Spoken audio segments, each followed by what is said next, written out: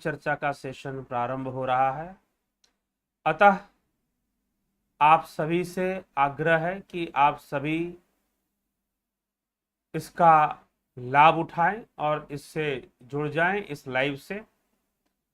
और आज का जो विषय है वह चर्चा का विषय गंभीर है। आत्मा परमात्मा के विषय में चर्चा है कि परमात्मा ना जन्मा है, ना अजन्मा है, ना साकार है, ना निराकार है। मांडुक्य कारिका के कुछ श्लोक हैं जो इस विषय पर दिए हुए हैं, तो वह क्या कहते हैं उसको हम समझने का प्रयास करेंगे।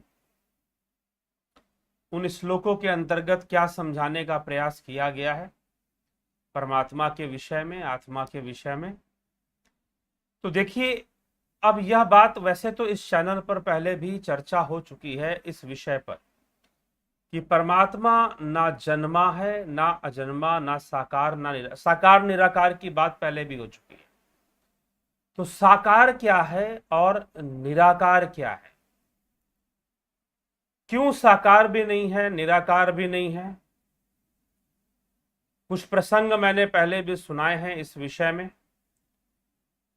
जैसा कि ठाकुर रामकृष्ण परमहंस के पास एक समय कुछ लोग जाते हैं, साकार निराकार पर चर्चा करते हैं, उनसे प्रश्न करते हैं कि ईश्वर साकार है या निराकार है। तो वो पहले कहते हैं कि साकार भी है और निराकार भी है। उनको समझ में नहीं आता कि भाई दोनों कैसे हो सकता है, या तो साकार होगा या तो निराकार होगा, कोई तीसरा विकल्प उनके पास होता नहीं है। दोनों होने की संभावना वो स्वीकार भी नहीं करते हैं।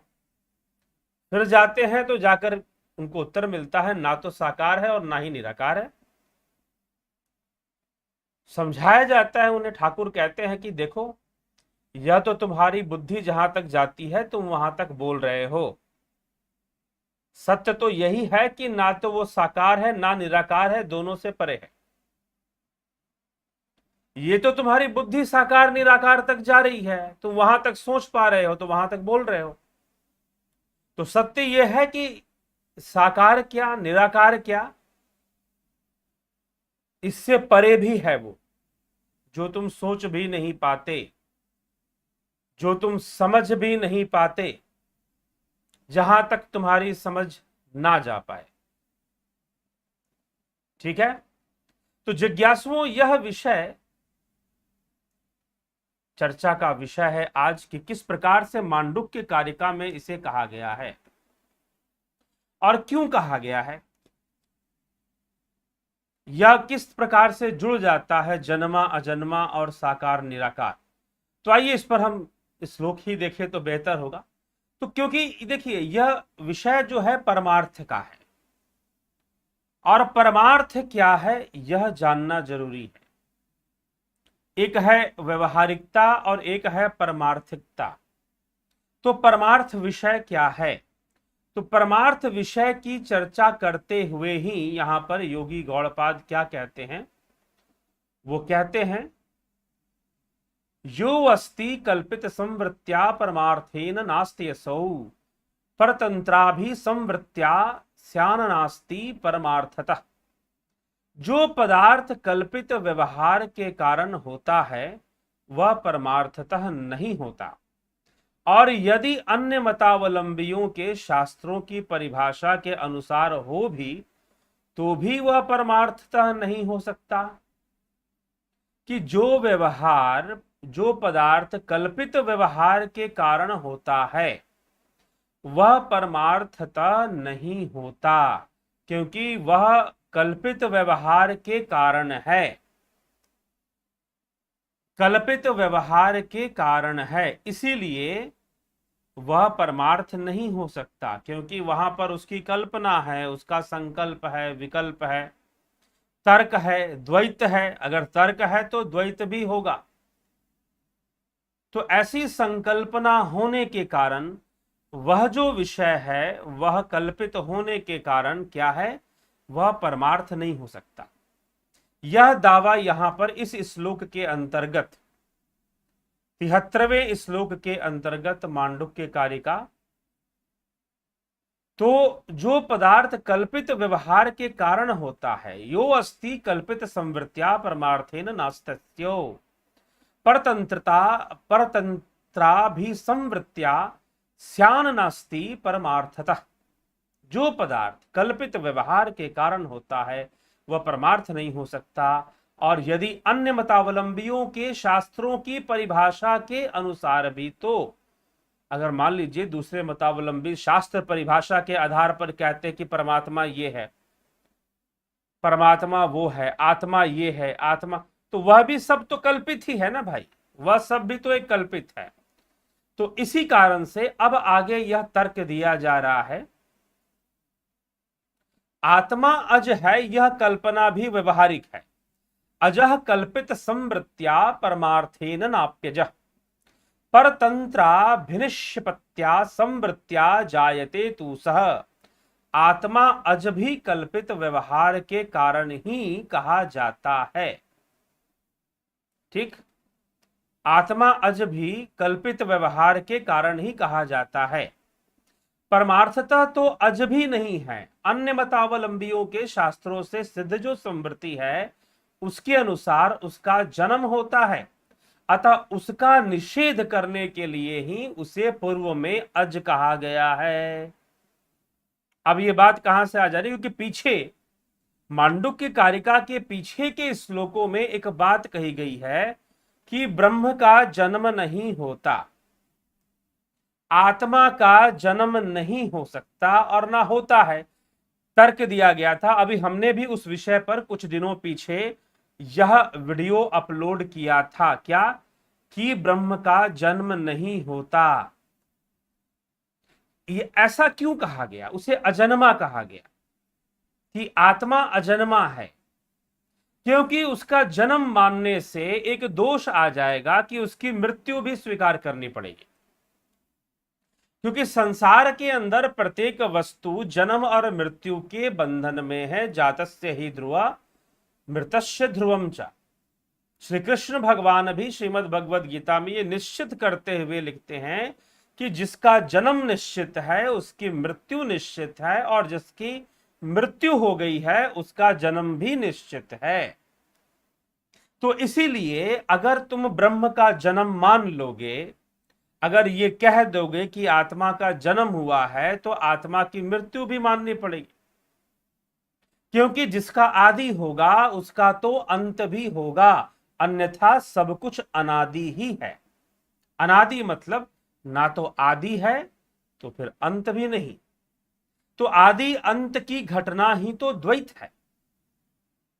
इस कारण से ब्रह्म को अजन्मा कहा गया। पहले के श्लोकों में उस पर हम चर्चा कर चुके हैं, इसी चैनल पर पहले वीडियो बना चुके हैं कि ब्रह्म अजन्मा है, आत्मा का जन्म नहीं होता, ये बनाया जा चुका है। अब जब भी आप सुने ब्रह्म, आत्मा, परमात्मा, इन तीन शब्दों को जब भी मैं बोलूंगा मांडुक्य कारिका की व्याख्या करते हुए, तो आप तीनों को प्रायवाची समझिए।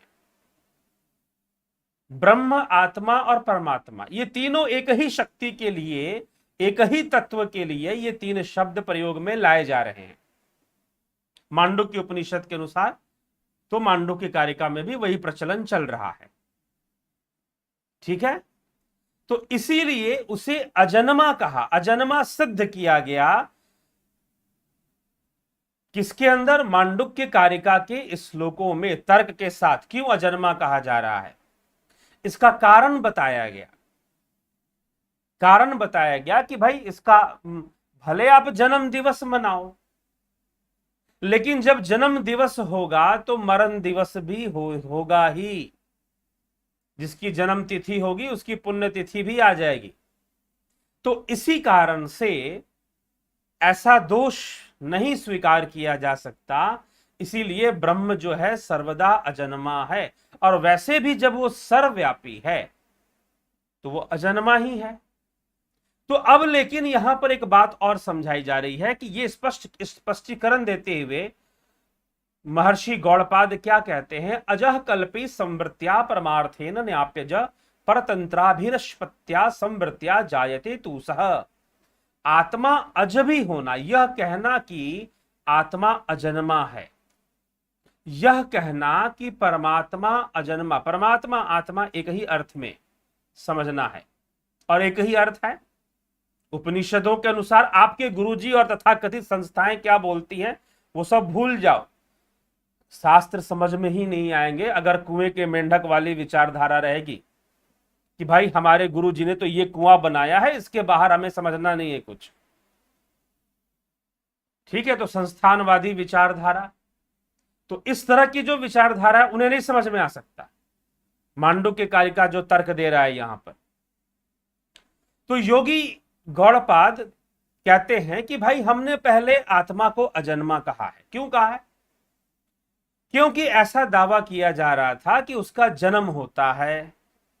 तो जब ऐसा दावा किया जा रहा था तो हमने सटीक तर्क देकर उसका खंडन किया कि आत्मा तो अजन्मा है। लेकिन अब ये बात समझने वाली है कि जन्मा कहो या अजन्मा कहो, दोनों बातें कल्पित हैं, व्यवहारिक हैं। दोनों बातें व्यवहारिक हैं और ब्रह्म जो है पारमार्थिक है, वह व्यवहारिक नहीं है। ब्रह्म की सत्ता पारमार्थिक है, व्यवहारिक नहीं है। तो व्यवहारिकता में व्यर्थ में ब्रह्म ब्रह्म मत किया करो। जब भी तुम कहोगे अहम ब्रह्मास्मि तो वह पारमार्थिक तथ्य है, ना कि व्यवहारिक तथ्य है। तो जब तक तुम अहम ब्रह्मास्मि नहीं हो जाते, जब तक तुम आत्मज्ञान को प्राप्त नहीं हो जाते, आत्मस्थिति को प्राप्त नहीं हो जाते, तुर्य चतुष्पाद को प्राप्त नहीं हो जाते, तब तक इस व्यवहारिक जगत में व्यवहारिक सुख दुख, व्यवहारिक लाभ हानि, व्यवहारिक जन्म मृत्यु, व्यवहारिक द्वैत्य तुम्हें परेशान करने वाला है और तुम उसी में रहने वाले हो। तो इसीलिए यह समझना है, कई बार लोग अहम ब्रह्मास्मि को अपनी मन बुद्धि के कसौटी पे कसते हैं और उनको लगता है कि शायद वो सबसे ज्यादा बुद्धिजीवी और तर्कशील हैं। लेकिन यहां पर बात पारमार्थिकता की जा रही है, ना कि व्यवहारिकता की जा रही है। तो यह भी विचार करने योग्य तथ्य है। तो इसीलिए जन्मा अगर कहते हो तो भी कल्पित है, अजन्मा कहते हो तो भी कल्पित है। जन्मा भी एक भाव है, अजन्मा भी एक भाव है। इसीलिए यहां पर यह सिद्ध किया जा रहा है कि वह आत्मा ना तो जन्मा है ना ही अजन्मा है। अभूताभिनिवेशो अस्ति द्वयं तत्र न विद्यते, द्वयाभावं सबुद्धवैव निर्निमित्तो न जायते। लोगों का असत्य द्वैत के विषय में केवल आग्रह है, वहां परमार्थ तत्व में द्वैत है ही नहीं। जीव द्वैत भाव का बोध प्राप्त करके ही फिर कोई कारण न रहने से जन्म नहीं लेता। ठीक है, इसीलिए वह जो ब्रह्म है ना ही जन्मा है और ना ही अजन्मा है। वो अज भी नहीं है। अज मतलब जिसका जन्म ना हो, ठीक है ना। अज मतलब जिसका जन्म ना हो और जन्म मतलब जिसका जन्म होने वाला, जन्मा और अजन्मा। तो वह पर ब्रह्म, वह परमात्मा ना तो जन्मा है ना ही अजन्मा है, क्योंकि यह दोनों ही विषय, जन्मा कहना अजन्मा कहना, यह दोनों ही विषय क्या है? कल्पित है, व्यवहारिक सत्ता में है, द्वैत में है, भाव जगत में है। इसीलिए ना तो वो जन्मा है ना अजन्मा।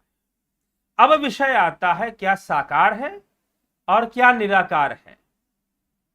तो अब कुछ ग्रंथ आप पढ़ लोगे जहां पर कहा गया होगा कि भाई दोनों ही है, साकार भी है निराकार भी है, उसमें कोई भेद नहीं है। भेद मत समझो, यहां भेद की बात नहीं हो रही भैया, यहां तो सीधा यह दावा किया जा रहा है, मैं पहले भी कर चुका हूं। एक वीडियो है हमारे चैनल पर, लगभग 2-2.5 साल पहले ही आई थी, ईश्वर साकार है या निराकार है, आप उसे जाकर सुन ले। पहले तो निराकार का खंडन कर दिया गया, निराकार तो बोलो मत, क्योंकि निराकार कुछ होता ही नहीं है। अब बात आ रही है कि निराकार है या साकार है। दोनों ही नहीं है, दोनों ही नहीं है।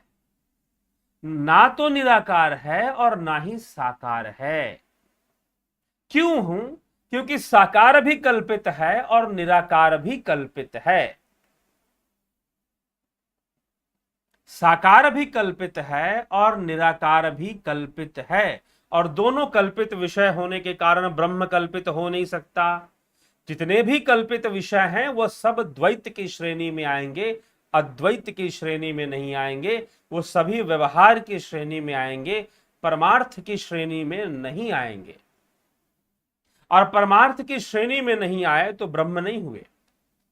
अगर उनकी गिनती द्वैत में हो गई तो फिर वह ब्रह्म ना हुए, वह परमात्मा ना हुए। इसीलिए ना तो वो साकार है ना तो वो निराकार है, क्योंकि साकार कहना भी कल्पित है और निराकार कहना भी कल्पित है। यही मांडुक्य कारिका यहां पर 2-3 श्लोकों में यह क्लियर कर रहा है। जन्मा अजन्मा की बात कर कि ना जन्मा है ना अजन्मा है, यह कहकर यह भी प्रमाणित हो जा रहा है कि ना साकार है और ना ही निराकार है। वह तो तत्व रूप है, वह तो सर्वव्यापी है, तो उसके साकार और निराकार होने का कोई प्रश्न नहीं उठता, कोई प्रश्न नहीं उठता। अब समस्या क्या है ना कि मान लीजिए कि नेत्रहीन लोग हैं, वह मेले में गए, आपने सुनी होगी ये कहानी कि मेले में गए और वहां पर उन्होंने हाथी देखा। अब देखते कैसे, नेत्र तो थे नहीं। किसी ने जो है पूंछ पकड़ ली, किसी ने पैर पकड़ लिया, किसी ने हाथी के कान पकड़ लिए, किसी ने सूंड पकड़ ली। अब चारों जो नेत्रहीन थे वो बैठे अपने एक कमरे के अंदर और बैठकर उन्होंने विचार किया, आपस में बातें की। भाई तुमने हाथी देखा? हाँ जी देखा, मैंने छूकर देखा तो रस्सी की तरह था। एक ने कहा नहीं, ट्रंक पेड़ के तने की तरह था, जैसे पेड़ का तना होता वैसे था। उसने टांग पकड़ी थी हाथी की। एक ने कहा नहीं, मोटा पाइप जैसा था, हिल डुल रहा था, सूंड पकड़ी थी उसने। एक ने कहा कि सूप की तरह था, मुझे तो सूप की तरह लगा, जैसे सूप को फटकते हैं, हिलता डुलता है। उसने कान पकड़ी थी। अब दोनों चारों आपस में लड़ने लगे कि भाई नहीं, रस्सी के समान है, वृक्ष के तने के समान है, पाइप के समान है, सूप के समान है, हाथी तो ऐसा है। अब उनके पास कोई विकल्प भी तो नहीं है ना। उपाय यही है कि उनको आंख मिल जाए और वो जान जाए, लेकिन उनके पास कोई विकल्प नहीं, उनके पास कोई विकल्प नहीं है। और जब कोई विकल्प नहीं है तो उसी में रहना, उसी में चर्चा करना, वही 4 बातें उनके पास हैं और वही बोलेंगे, वही कहेंगे, उसी में रहेंगे। और जब भी बोलेंगे तो वही का वही बोलेंगे। इसीलिए द्वैत में रहने वाली ये बुद्धि जब भी बोलती है तो द्वैत ही बोलती है,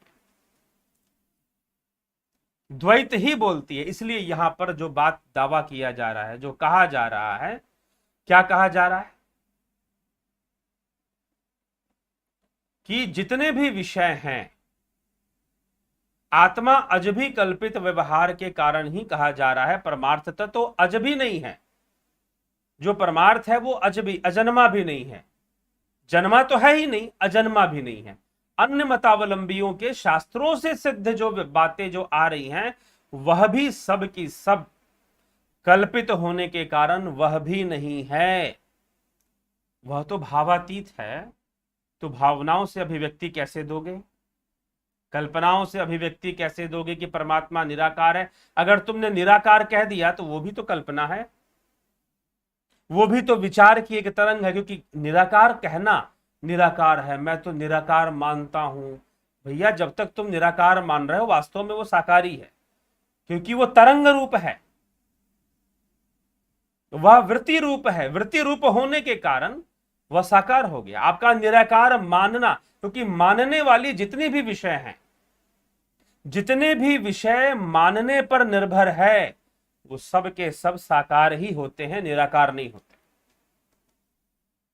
भले आप मुख से निराकार निराकार करते रहो, माला लेकर निराकार निराकार जपते रहो, लेकिन सत्य यह है कि आप तो साकार को ही जपे जा रहे हो, द्वैत को ही जपे जा रहे हो। आप द्वैत में ही भ्रमित हो रहे हो। अद्वैत का नामो निशान नहीं है। तो इसीलिए ना तो वो जन्मा है, ना तो वो अजन्मा है, ना तो वो साकार है, ना तो वो निराकार है, क्योंकि ये सारे विषय कल्पित हैं, सारे विषय भावित हैं। संसार भावना मात्र है, कल्पना मात्र है, और परमार्थ वह ब्रह्म, वो आत्मा कल्पना और भावना से परे है। अष्टावक्र महागीता में भी ये चर्चा हो चुकी है। उसी अद्वैत की चर्चा मांडुक्य की कारिका में चल रही है। तर्क अलग है, विषय अलग है। जो समाज में जिस प्रकार के तर्क दिए जाते हैं, लोगों के द्वारा उन तर्कों को लेते हुए मांडुक्य की कारिका में चर्चा चल रही। तो यह समझना है। तो साकार कह देना और निराकार, हम तो निराकार। कुछ लोग मुझे ऐसे बातें करते हैं, मिलते हैं, कि हम तो निराकार को मानते हैं। जैसे कितने बुद्धिजीवी हैं वो, हम तो निराकार को मानते हैं, हम ये मूर्ति उर्ति नहीं मानते, जैसे कि उनसे बड़ा इंटेलेक्चुअल कोई नहीं है। तो एक बात तो चलो, मैं तो कहता हूं कि मूर्ति वाले थोड़े शायद, अगर वो देवी देवताओं को मूर्ति में मानते हैं तो फिर भी ठीक है, क्योंकि देवी देवताओं को माना जा सकता है मूर्ति में, ब्रह्म को नहीं माना जा सकता, आत्मा को नहीं माना जा सकता। देवी देवताओं को तो माना जा सकता है, लेकिन जो बड़े इंटेलेक्चुअल बन रहे हैं कि हम निराकार को मानते हैं, वो उनसे भी बड़े मूर्ख बनते हैं। फिर वो कुछ दूसरी ही कल्पना में खोए रहते हैं। उनको लगता है कि कोई है, आसमानी ताकत है कुछ, वो कुछ और ही कल्पनाओं में डूबे रहते हैं। फिर वही कूपमंडूक की विचारधारा, वही ईश्वर निर्भरता जब आ जाती है तो डार्क एज ऑफ यूरोप शुरू हो जाता है। और वो इस देश में भी हो जाएगा, अगर इस देश के सारे लोग ऐसे हो जाए तो। धन्य है जिन्होंने शास्त्रों का अध्ययन किया है, शास्त्र अध्ययन और साधना में जिन्होंने मन लगाया है, वो जान जाते हैं कि रहस्य क्या है। रहस्य क्या है? रहस्य यही है कि वह परमात्मा ना तो निराकार है और ना ही साकार है, क्योंकि निराकार होना भी कल्पित विषय है और साकार होना भी कल्पित विषय है। तो इसलिए वो दोनों ही नहीं है। इस कंक्लूजन पर आ जाइए। इसीलिए ये लड़ाई हमेशा के लिए खत्म करो भाई, निराकार और साकार वाली। हां, अब वो जो निराकार भी नहीं है, साकार भी नहीं है, जो भावातीत है, जो कल्पातीत है, जो कल्पातीत है। आप खुद ये सब शब्द जो है ना, भावातीत, कल्पातीत, आप मंत्रों में पढ़ते होंगे। भावातीतम त्रिगुण रहितम, त्रिगुण से परे, भावातीतम भाव जगत से परे, कल्पातीतम। शिव वंदना में भी कई जगह कल्पातीतम शब्द का प्रयोग शिव के लिए भी किया गया, कल्पनाओं से परे, बियॉन्ड। तो आपका साकार कहना, आपका निराकार कहना, भाई कल्पित विषय ही तो है। ठीक है? नहीं नहीं जी, हम तो निराकार मानते हैं, आपको नहीं पता, मुझे मत समझाओ, मांडुक्य कारिका को समझा दो जाकर, या घोषणा कर दो कि मांडुक्य कारिका शास्त्र की श्रेणी में नहीं आएगा। ठीक है? तो कुछ ऐसे कुएं के मेंढक बैठे हुए हैं जिनको ना इधर सोचना है ना उधर सोचना है। हमारे गुरुजी तो ऐसा कहते हैं, बस हम यही जानते हैं, इसके आगे हम नहीं जानते। जानो भी मत, नहीं तो गलती से मोक्ष मिल जाएगा तुमको, तुम्हारा कल्याण गलती से हो जाएगा। ठीक है? तुम्हारा गलती से कल्याण हो जाएगा। फिर एक और आएगा, शंकर देव ब्रह्म तो 100% निराकार ही है। निराकार नामक कोई चीज होती नहीं, एग्जिस्ट ही नहीं करती। पहली बात तो डायरेक्टली ये सुन लीजिए, टोटली अनसाइंटिफिक है निराकार कहना। अगर आप थोड़ा सा साइंटिफिक थॉट की ओर जाएंगे तो मेरी जो वीडियो है वो पूरी तरह से साइंटिफिकली प्रूव किया गया है कि निराकार कहना तो टोटली अनसाइंटिफिक है, 100% अवैज्ञानिक। क्यों अवैज्ञानिक है? क्योंकि एग्जिस्ट ही नहीं करता इंद्रिय जगत में। तो कुछ एग्जिस्ट ही नहीं करता। और अगर आप इंद्रियों के परे की बात करते हैं, भाव जगत की परे की बात करते हैं, तो साकार कहना भी कल्पित है, निराकार कहना भी कल्पित है। और जब दोनों ही कल्पित है, वेयर इज निराकार? In your mind, in your thought. जब तुम्हारे मन और विचार का विषय है, वह ब्रह्म नहीं, वह परमात्मा नहीं। इसीलिए कहा जा रहा है इस श्लोक के अंतर्गत मांडुक्य कारिका में, जहां ब्रह्म व्याख्या कि यह ना जन्मा है ना अजन्मा है। पहले तो उन्होंने कहा कि ब्रह्म का जन्म ही नहीं होता, पहले तो यह कह दिया। फिर उन्होंने कह दिया कि नहीं, जन्मा, उसे अजन्मा सिद्ध किया।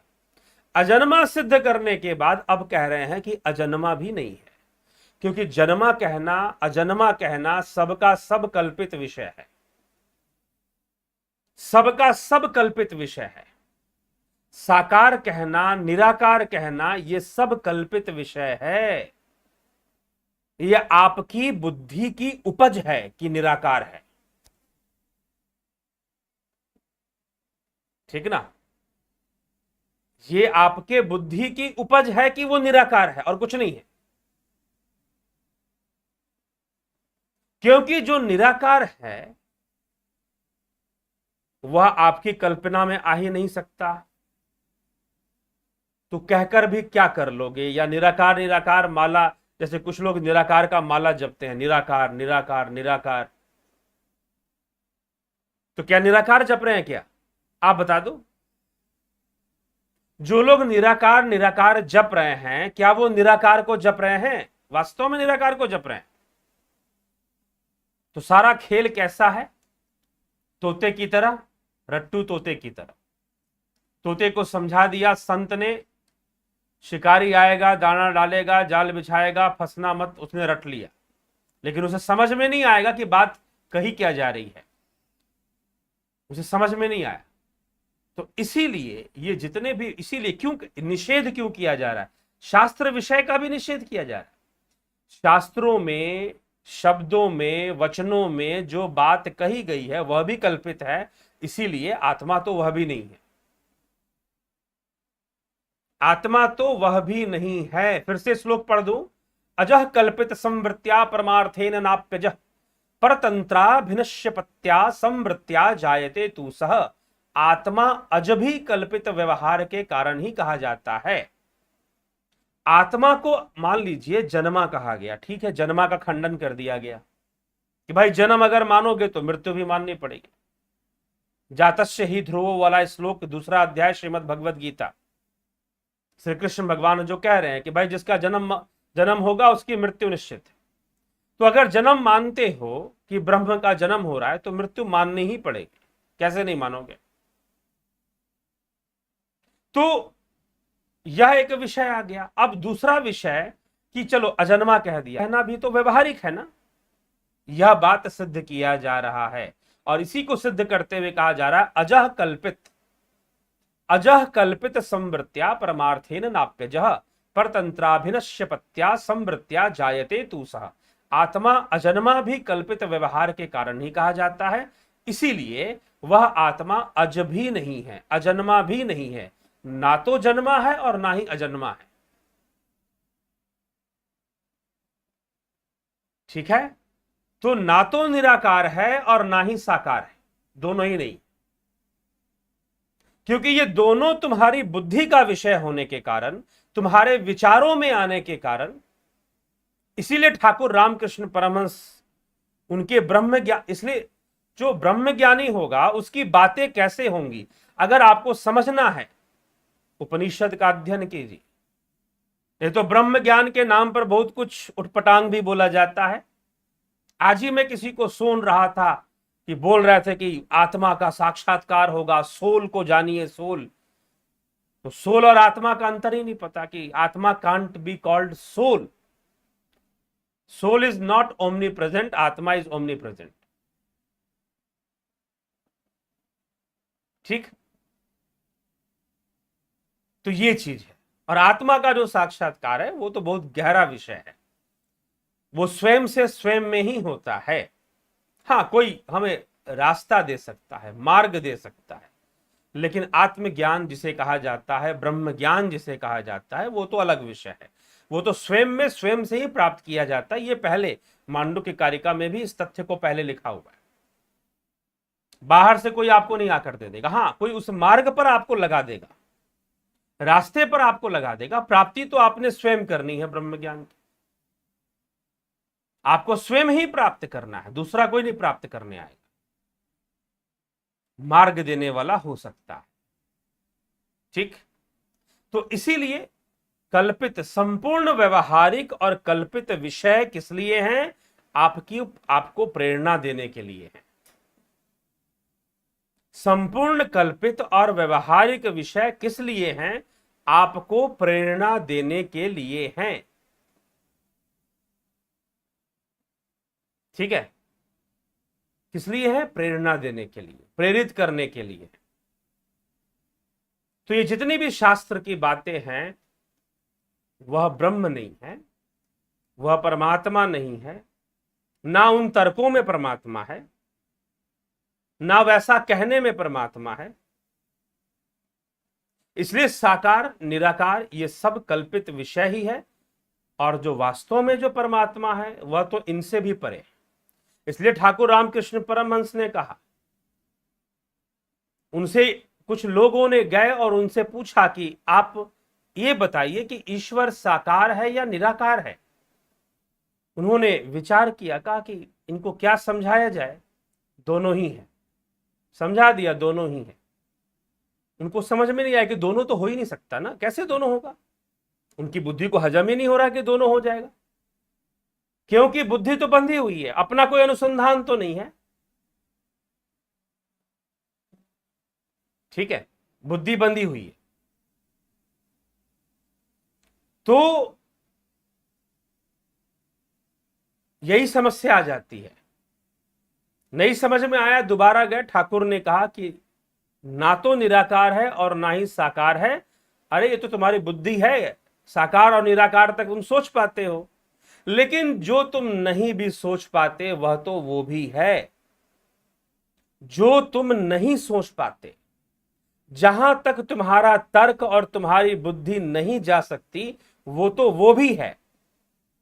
इसीलिए वह निराकार साकार के भी परे है, बियॉन्ड निराकार एंड साकार। क्योंकि यह कल्पित विषय है, निराकार कहना भी कल्पित है, साकार कहना भी कल्पित है, यह समझ लीजिए। तो यही विषय है। और जब आदमी एक बंधन में, अभी मैं बताऊं, लगभग कुछ वर्षों पहले की बात है, लगभग 4 साल पहले की बात है, मैं कहीं पर गया किसी आश्रम के अंदर। वहां पर एक सन्यासी, एक साधु जी, एक स्वामी जी कोई थे, वो प्रवचन वगैरह कर रहे थे। ज्यादा नहीं, 4 वर्ष पुरानी बात है।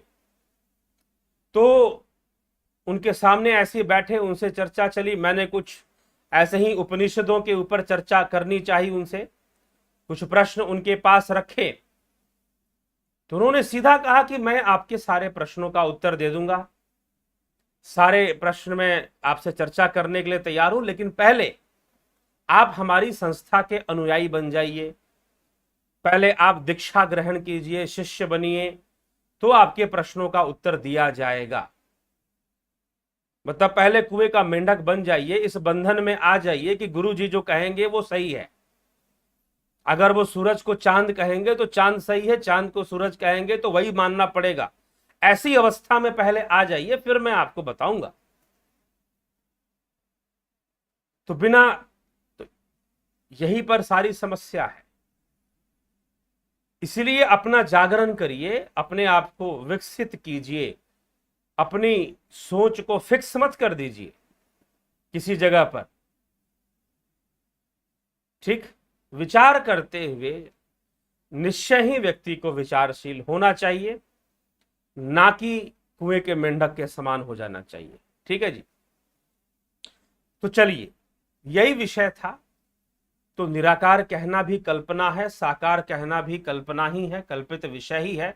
इसलिए दोनों ही कल्पित विषय होने के कारण दोनों को मान्यता नहीं दी जा सकती, ना जन्मा को ही और ना ही अजन्मा को,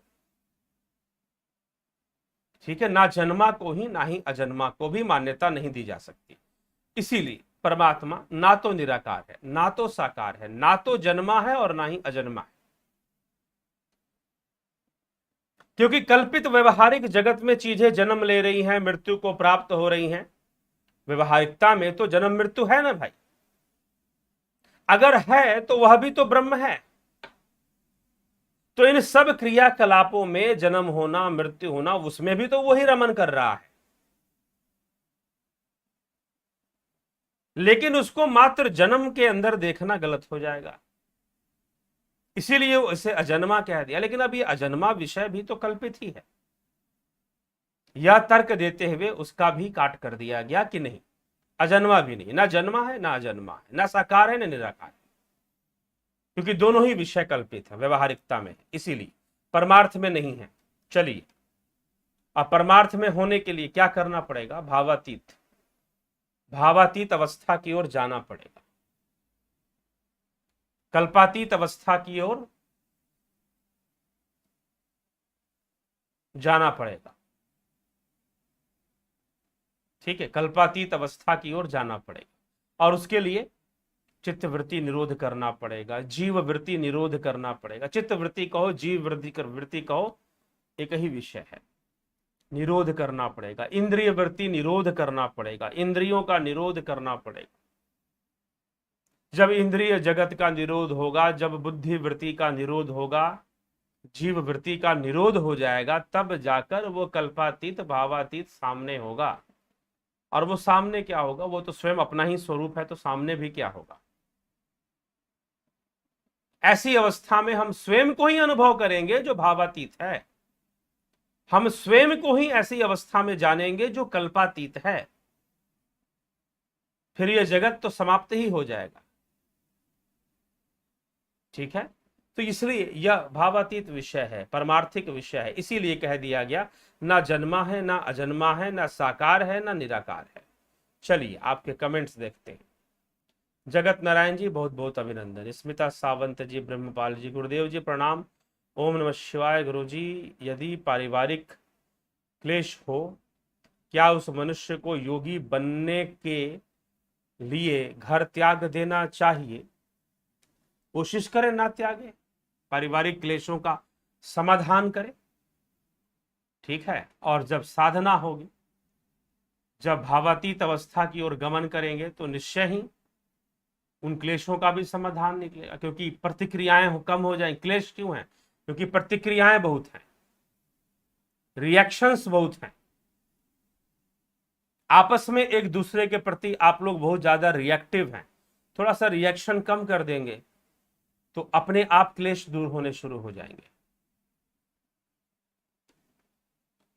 ओम नमः शिवाय। इसलिए कोशिश करना चाहिए कि अगर गृहस्थ जीवन में आप हैं और आपके पास जिम्मेदारियां हैं, तो उसको करते हुए ही आप साधना करें। ओम नमः शिवाय। जय श्री राम। गुरु जी, ज्योति दत्ता जी, उषा श्रीवास्तव जी, बलवंत सिंह गोयल जी, माधुरी कोले जी, जयंती भाई पटेल जी, चित्रंजन बरुआ, गोपाल शर्मा, सबका बहुत बहुत अभिनंदन। राम निवास मीना, अजीत भाई पटेल, भीम सिंह मीना, मनीष पटेल, विक्रम सिंह, विश्व यात्री, ओम नमः शिवाय जी, मोहित कुमार जी। गुरु जी, वैसे तो सभी ब्रह्म है, ब्रह्म के बिना कुछ भी नहीं है, लेकिन किसी ने पूछा है ईश्वर ब्रह्म के एक अंश में है क्या? ये सत्य है कि क्या गुरु जी? ब्रह्म अंश में ब्रह्म नहीं है। जो मिथ्या जगत है वह जगत जो ब्रह्म है। ईश्वर एक ब्रह्म अंश में तब है जब वो भावना युक्त है, कल्पना युक्त है। जब आपकी मान्यताओं में है तो भी ब्रह्म युक्त ही है। मान्यताओं से ऊपर उठकर उसे जानोगे तो सत्य में जानोगे।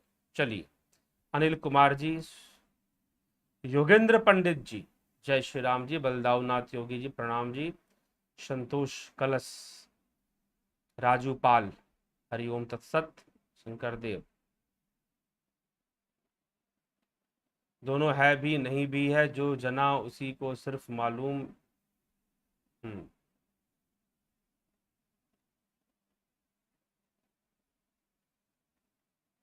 जानने वाला ही। दादा खच्चर, दादा खच्चर, जय सूर्यदेव महाराज जी।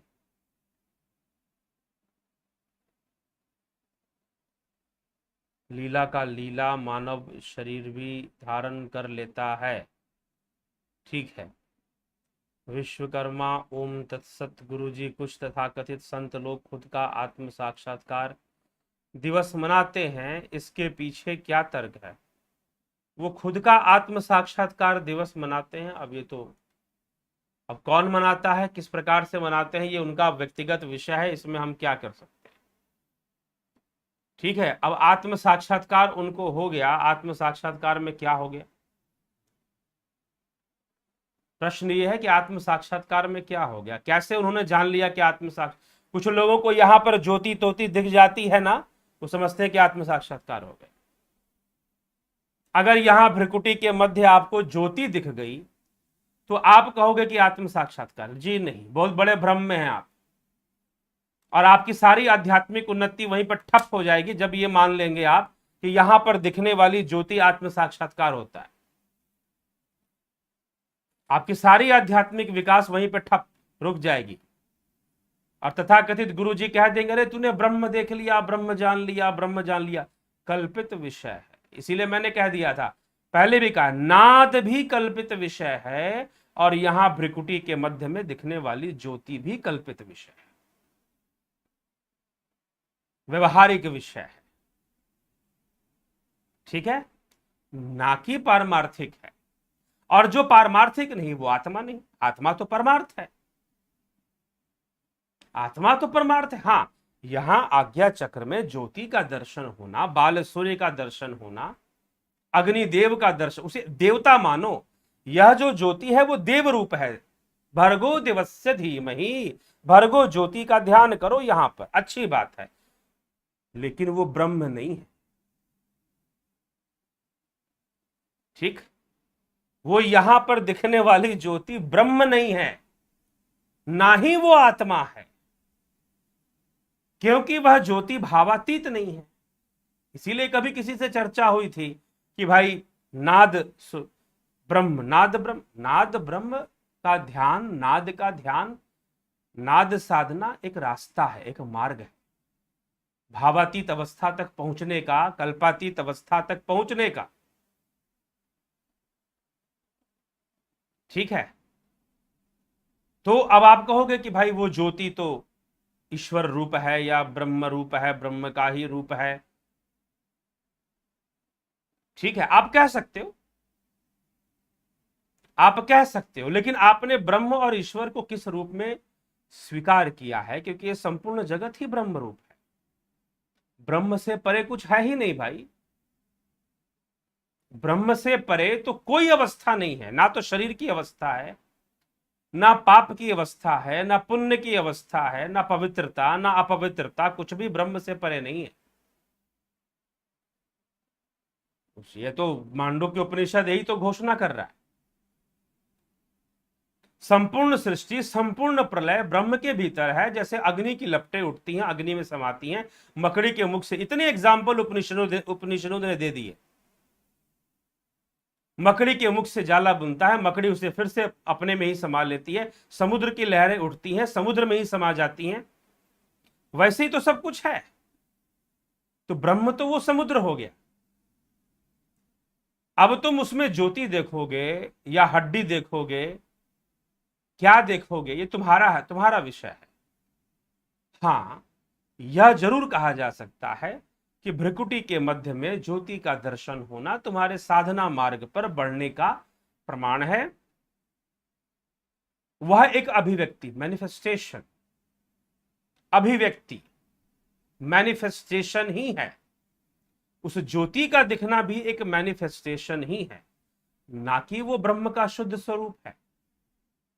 शुद्ध रूप में तो भावातीत है, पारमार्थिक अवस्था तो भावातीत है, कल्पनातीत है। ठीक है, तो उस अवस्था तक पहुंचकर ही तुम आत्मज्ञानी हो, आत्म साक्षात्कार कहे जा सकते हो। इसीलिए जब तुम्हें यहां ज्योति दिखाई देती है तो तुम्हें एक मार्ग मिला है, भर्गो दिवस्य धीमहि धियो यो न प्रचोदयात्।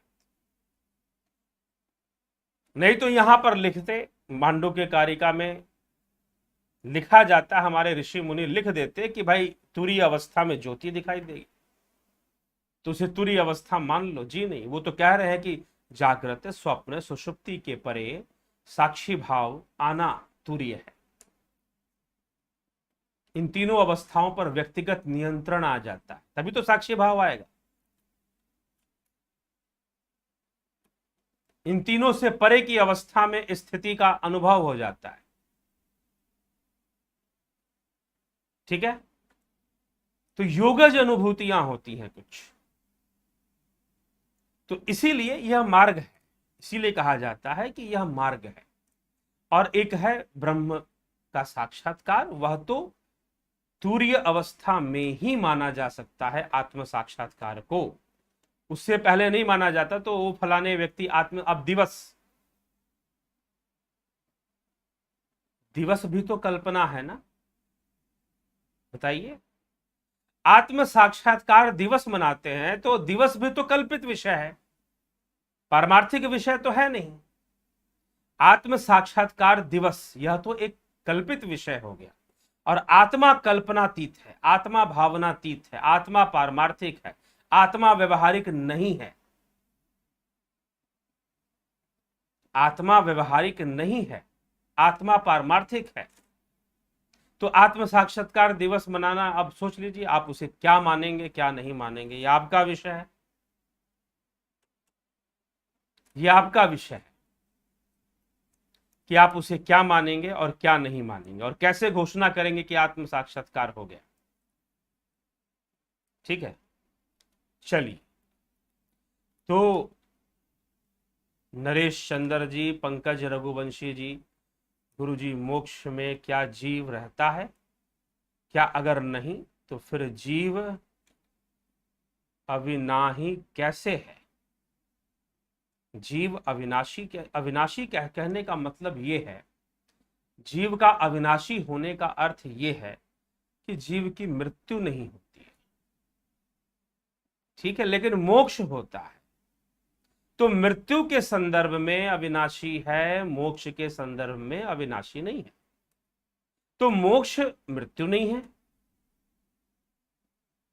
मोक्ष कोई मृत्यु नहीं है। मृत्यु में स्थूल देह का नाश हो जाता है, मोक्ष में तो वृत्ति निरोध हो जाता है, सारे वृत्तियों का, जीव वृत्ति का निरोध ही हो गया, तो फिर जीव कहां से रहेगा?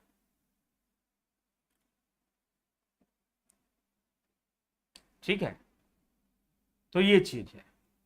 तो जीव के अविनाशी होने का मतलब आपने मोक्ष को और विनाश को एक जगह रख दिया। जब आपने ये प्रश्न कर दिया कि गुरुजी मोक्ष में क्या जीव रहता है, क्या अगर नहीं रहता फिर जीव अविनाशी, मतलब आपने मोक्ष और विनाश इन दोनों को एक समझ लिया। आपके प्रश्न से यह प्रमाणित हो जाता है कि आपने मोक्ष और विनाश को एक ही बात मान लिया है। तो यही तो भ्रम है, मोक्ष कोई विनाश की प्रक्रिया नहीं है। ठीक है, यहां पर यही भ्रम हो जाता है, मोक्ष कोई विनाश की प्रक्रिया नहीं है, उसे विनाश मत कहिए। इसीलिए कहा गया जीव अविनाशी। रचना जी, ईश्वर भाई बराबरी जी, तत्व ज्ञान अनुसार जन्मा अजन्मा की सोच रखना सही है? जी नहीं, तत्व ज्ञान अनुसार जन्मा अजन्मा की सोच रखना बिल्कुल गलत है। ठीक, सर्मानंद पंडित, परमात्मा गुरु जी, अर्चना मिश्राम जी, अभिनंदन शंकर देव जी, कलयुगना वग सकमा प्रण का इच्छा महापाप भी लग सकता है। ठीक है,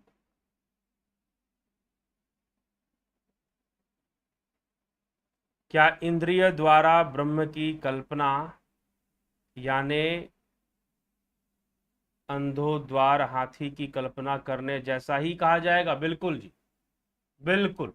जैसे नेत्रहीनों के पास कोई विकल्प ही नहीं है, वो लड़ेंगे ही लड़ेंगे इस बात को लेकर कि वो हाथी पूंछ है कि खंबा है कि क्या कहते हैं पाइप जैसा है, सूप जैसा है, उनके पास कोई विकल्प नहीं, वो तब तक नहीं है जब तक उनको आंखें ना मिल जाएं। वैसे ही ये साकार निराकार का झगड़ा तो होता ही रहेगा, साकार निराकार का झगड़ा चलता ही रहेगा, और मूर्ख निराकारी समझेंगे कि हम बड़े इंटेलेक्चुअल हैं। निराकार मानने वाले अपने आप को व्यर्थ में ही इंटेलेक्चुअल घोषित करने में, जबकि अगर आप विज्ञान के अनुसार जाएंगे तो विज्ञान तो किसी निराकार वस्तु को नहीं मानती।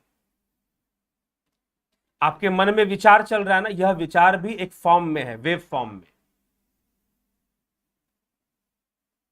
यह भी साकार है, इसका भी एक मैग्नीट्यूड है। लोग कहते हैं कि नहीं, जैसे हम किसी चीज को महसूस करते हैं, भाई महसूस में भी कम ज्यादा होती है। जैसे आप सुगंधी को महसूस कर रहे हैं, कितनी सुगंध है, तेज सुगंध है, मध्यम सुगंध है, तो जहां पर तेज हो गया, मध्यम हो गया, हल्का हो गया, क्या है ये, निराकार कहोगे क्या? जो वस्तु मध्यम हो रही है, अब मुझे ऐसे लोग मिलते हैं जो बोलते हैं कि नहीं, परमात्मा ऐसे है जैसे कि हम देख तो नहीं सकते लेकिन हवा को अनुभव करते, हवा का एहसास हमें, तो चमड़ी के ऊपर बनता है ना, चमड़ी तो ज्ञानेंद्रिय है, हवा का एहसास चमड़ी के ऊपर, देख तो नहीं सकते हैं लेकिन महसूस करते हैं। जैसे फूलों की सुगंध है ना, कल्पनाओं में तीर मारते जाओ, जितना तीर मारना है मारो, विषय तो कल्पित ही है। तो ऐसे लोग मिल जाते हैं। हम जैसे फूल की सुगंध का महसूस करते हैं, वैसे ही परमात्मा है। तो फूल की सुगंध कम है, ज्यादा है, चमेली की सुगंध है, गुलाब की सुगंध है, किसकी सुगंध? तो महसूस करने की भी एक सीमा होती है, उसका भी एक मैग्नीट्यूड होता है, कम है ज्यादा है, वो भी एक तरंग के रूप में आती है। तो wave form, it is a form. आपके मन में चलने वाले जो थॉट वेव्स है ना, वो भी साकार हैं, वो भी निराकार नहीं होते। तो ये निराकार निराकार कहकर अगर आप ये सोच रहे हैं कि आप बुद्धिजीवी नहीं, आप महामूर्ख हैं। सच्चाई ये है।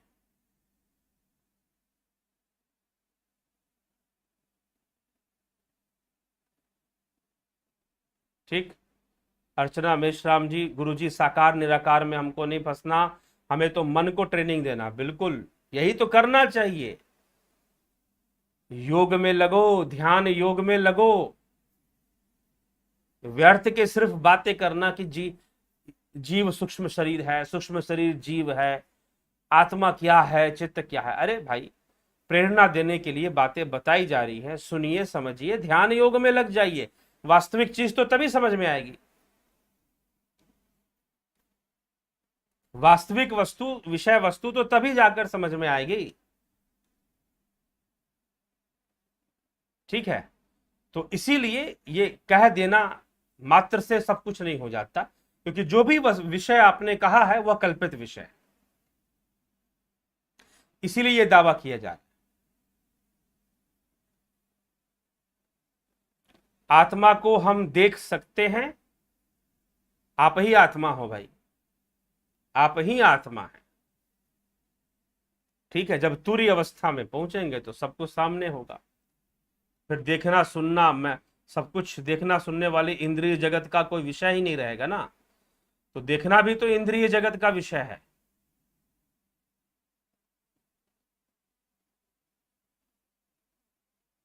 भूप सिंह खिचर जी, महेश पटेल जी, अर्चना मिश्राम जी, सबका अभिनंदन। देवरतन बलदावा जी, सबके कमेंट्स नहीं पढ़ पाएंगे। दिनेश ठाकुर जी, गुरुजी मेरा प्रश्न है कि अर्जुन ने कौन सा रूप देखा था, साकार या निराकार? साकार देखा था, सगुण रूप देखा था, सगुण रूप। 12वां अध्याय श्रीमद् भगवद गीता उठा के पढ़ लीजिए। 11वें अध्याय में भगवान ने अपना रूप का योगेश्वर रूप कहा कि तू मेरे योगेश्वर रूप का दर्शन करेगा, मैं तुझे दिखाऊंगा। उसने जो रूप देखा वो सगुण ही था, निर्गुण नहीं था। ठीक है, क्या था? वह सगुण ही था। आप एक बात बताइए, आपने प्रश्न किया कि अर्जुन ने कौन सा रूप देखा था। रूप क्या शब्द का प्रयोग है? रूप, रूप क्या होता है ये बताइए। रूप क्या वस्तु है? 5 तन्मात्राएं, रूप, रस, गंध, स्पर्श और शब्द। रूप, रस, गंध, स्पर्श और शब्द, यह 5 तन्मात्राएं हैं, और तन्मात्राएं पंचभूतों का विषय है, गुण का विषय है। तो जैसे ही आपने रूप शब्द का प्रयोग कर दिया, कौन सा रूप देखा था, रूप सर्वदा सगुण ही होगा। ठीक है। और 12वां अध्याय पढ़ लीजिए श्रीमद् भगवद गीता के प्रारंभ में श्री कृष्ण ने घोषणा कर दिया, सगुण रूप ही देखा था अर्जुन ने, ना कि निर्गुण देखा था। ठीक है, इसलिए तो भगवान कृष्ण कह रहे हैं ना कि भाई भक्ति कैसी करनी चाहिए, सगुण श्रेष्ठ है कि निर्गुण श्रेष्ठ है। तो वो कहते हैं कि भाई निर्गुण तो कठिन है, निर्गुण सबके बस की बात नहीं है। वो तो योगी जिन्होंने चित्त वृत्ति का निरोध कर दिया है, जो समाधि में चले गए हैं, समाधि अवस्था को प्रवेश कर रहे हैं, ठीक ना, जो समाधि के लिए तत्पर हैं, ध्यान सिद्ध हो चुके हैं, वो उनका निर्गुण विषय है। लेकिन एक साधारण व्यक्ति जो योग के मार्ग पर, भक्ति के मार्ग पर चलना प्रारंभ कर रहा है, उसे तो सगुण से ही करना पड़ेगा, सगुण से ही शुरुआत करना पड़ेगा। तो सगुण ही सहज है, सगुण ही सरल है, और सगुण ही करना चाहिए। लेकिन सगुण करने का उद्देश्य है निर्गुण तक पहुंचना, क्योंकि सगुण ही संभव है। एक बात ध्यान रखिए, सगुण ही संभव है, निर्गुण संभव नहीं है। आप अगर योग शुरू करेंगे तो सगुण में ही शुरू करेंगे, निर्गुण में शुरू हो ही नहीं सकता। निर्गुण तो तब आएगा जब आप ध्यान समाधि में प्रवेश करेंगे, समाधि में ध्यान को सिद्ध कर कर जब समाधि में आप जाना शुरू करेंगे, जब सारी वृत्तियां समाहित होने लगेंगी, उस अवस्था में वृत्तियों का आवरण हट जाएगा, तो ब्रह्म सामने। तो वहां जाकर हम कहेंगे कि निर्गुण का, इसीलिए उसके पहले निर्गुण निर्गुण कहना एक कल्पना है, एक कल्पना है, और कल्पना होने के कारण, कल्पित होने के कारण निर्गुण नहीं है। इसलिए वह परमात्मा ना तो साकार है ना तो निराकार है। इस चक्कर में पड़ना ही नहीं चाहिए। जो बुद्धिजीवी हैं, जिनको योग मार्गी हैं, वो इस सब चर्चा में, तर्क वितर्क में नहीं पड़ते कि निराकार साकार क्या है। ठीक है, तो अर्जुन को सगुण रूप का दर्शन हुआ था। चलिए, वैजनाथ कुशवाहा, सत सत, हरजी जी ठाकुर, आदिश श्रीवास्तव जी, विक्की भटेजा जी,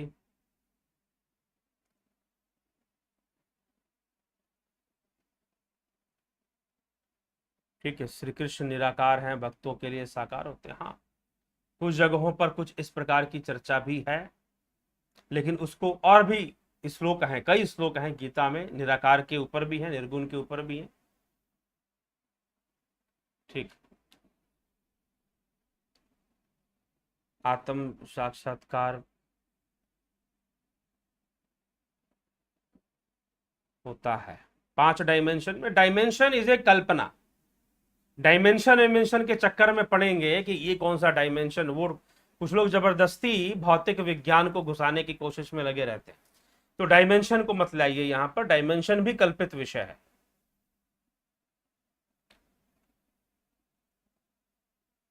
चलिए, इसी के साथ दिनेश ठाकुर जी, मुकेश पटेल जी, रूपलाल जी, सबका बहुत बहुत, दुष्यंत चौहान जी,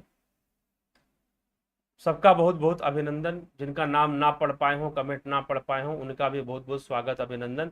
इसी के साथ विचारों को यहाँ विराम देंगे। बहुत बहुत आभार आप सभी का, जुड़े रहें, बने रहें, लाभ उठाते रहें। अगर आपको लगता है कि यहाँ पर जो चर्चा, जिन विषयों पर चर्चा होती है, वह निश्चय ही लोगों को समझना जानना चाहिए, तो अवश्य शेयर भी कर दिया करें, वीडियोस को लोगों तक पहुंचाया भी करें। ठीक है, बहुत बहुत आभार आप सभी का। और ध्यान योग का कोर्स 11 जून से शुरू होने वाला है। आज मई का आखिरी दिन है, कल से जून महीना लग जाएगा। तो 11 जून से ध्यान योग का कोर्स शुरू हो रहा है। जिनको ज्वाइन करना है वो जरूर जरूर ज्वाइन करें। और कोर्स लेकिन 11 जून से एक साथ सभी लोगों का, जो लोग इसके बीच में ज्वाइन करेंगे वो उन सब का कोर्स एक साथ शुरू होगा। ठीक है, आभार आप सभी का।